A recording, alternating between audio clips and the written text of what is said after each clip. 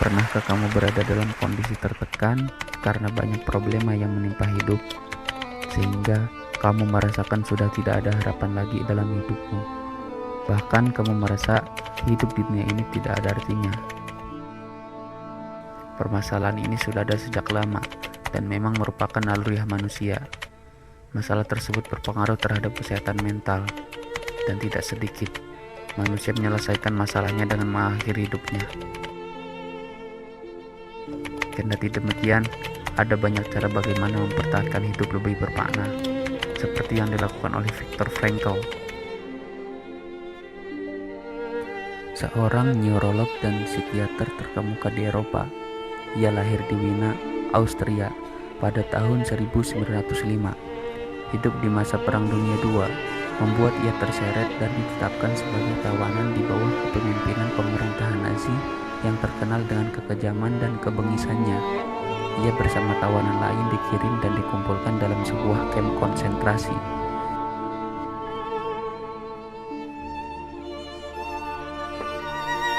Di kamp inilah mereka dipekerjakan secara paksa oleh para kapo untuk menguntungkan pihak Nazi dengan perlakuan tak berkemanusiaan. Yang lebih miris, tidak ada jatah makanan yang layak untuk asupan energi bagi para tahanan.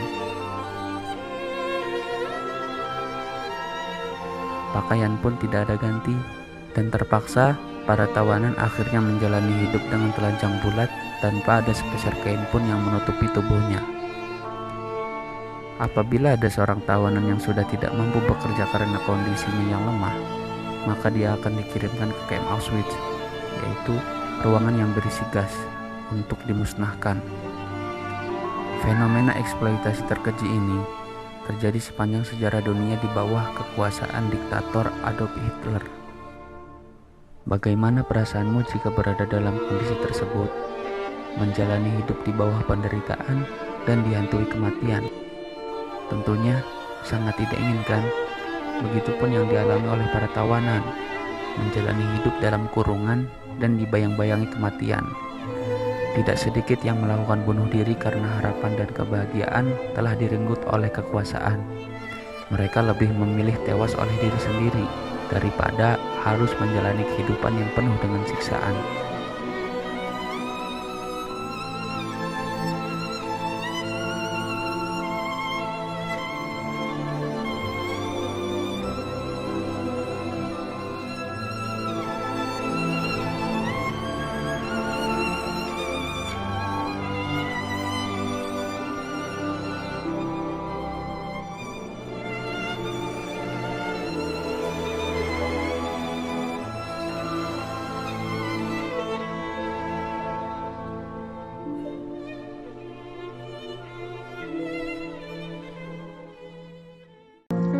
Pandangan Frankl terhadap manusia itu terfokus pada makna hidup dan upaya manusia untuk mencarinya, atau disebut dengan istilah will to meaning, yaitu sebuah keinginan untuk mencari makna.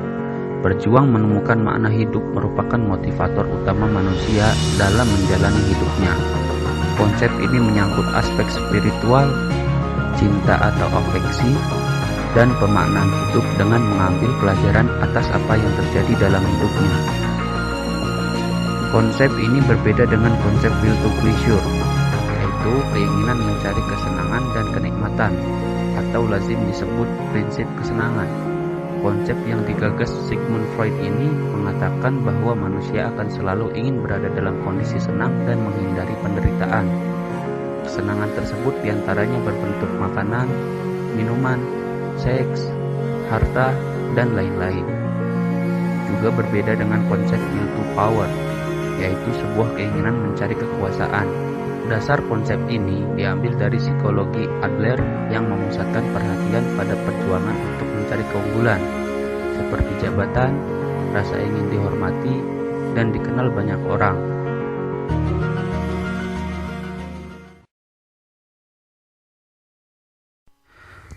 Viktor Frankl memandang manusia dengan beberapa potensi positif yang dimilikinya.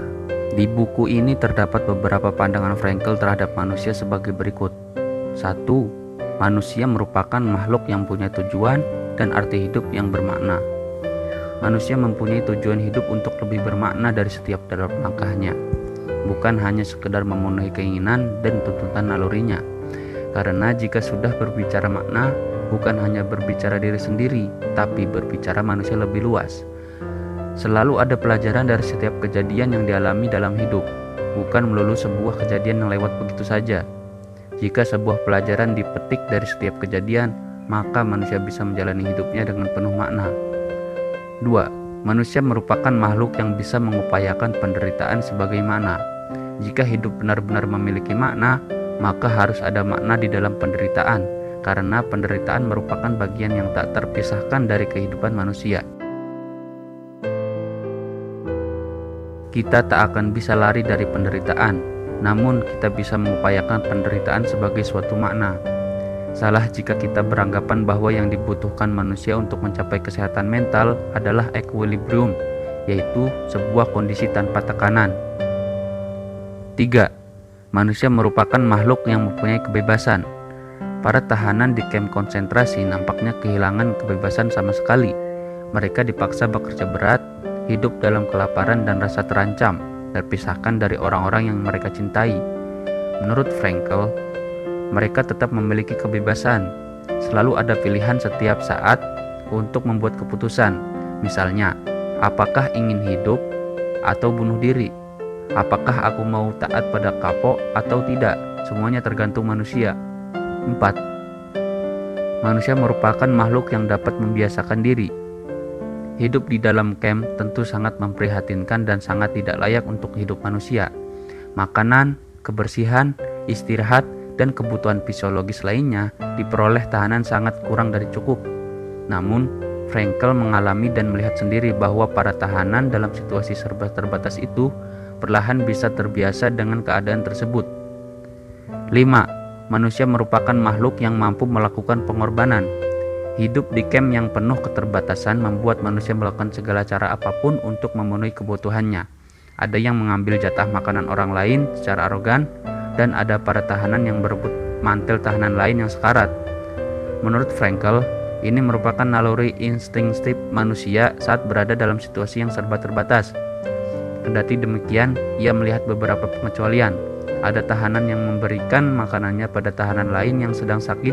Ada pula tahanan yang sedang menghibur rekan-rekannya dan menguatkan mereka tetap bertahan dalam penderitaan. 6. Manusia merupakan makhluk yang dapat mengontemplasi orang yang dikasih. Suatu hari, seorang teman Frankl di kamp berkata, "Semoga istri kita mendapat kamp yang lebih baik dan jangan sampai mereka melihat kita dalam kamp yang memprihatinkan ini." Perkataan itu mengingatkan Frankl pada sosok sang istri yang ditahan di kamp lain. Pikirannya mengontemplasikan sosok istri, seolah-olah ia hadir secara nyata, walaupun ia tak tahu istrinya masih hidup atau tidak. Hal ini yang membuat Frankl lebih kuat dan menjalani hidupnya di kamp.